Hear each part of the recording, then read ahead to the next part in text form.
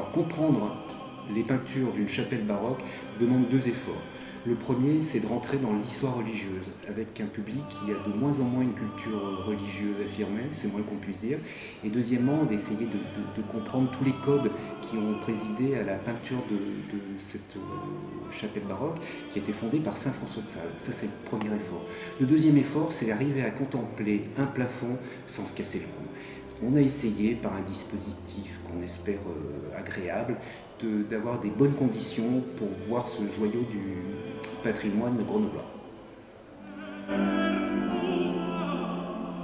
Saint François de Sales, un fondateur étonnant.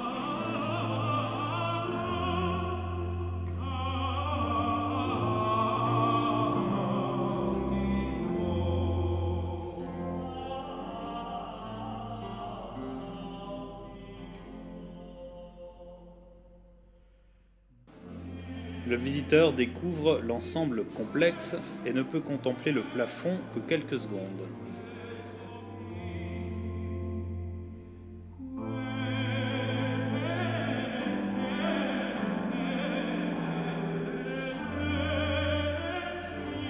Il se dirige attiré vers le centre pour découvrir un système de miroirs inclinés et un lit central.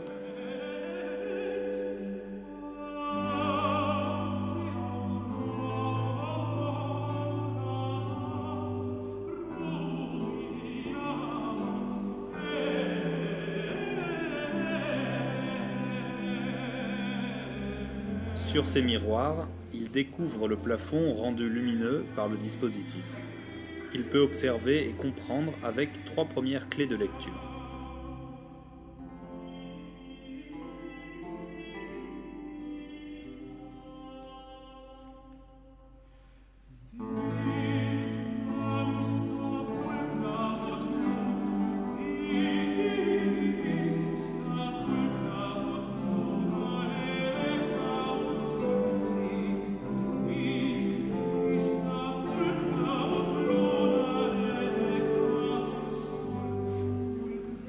Ce lit est une invitation à la contemplation allongée.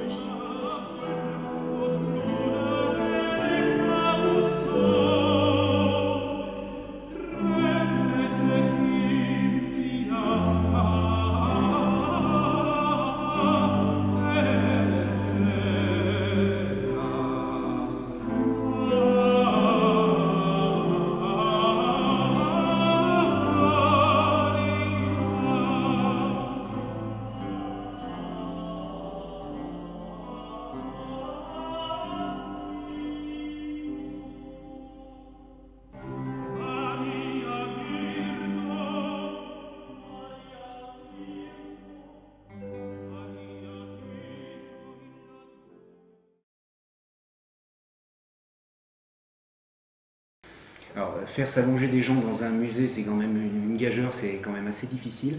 C'est pour ça qu'on a mis au point un système de miroir qui permet de regarder sans s'allonger. Et pour ceux vraiment qui sont passionnés et qui ont envie de tenter l'expérience, ils peuvent aussi s'allonger. Mais on a pensé à tous les publics avec 2 niveaux dans l'exposition.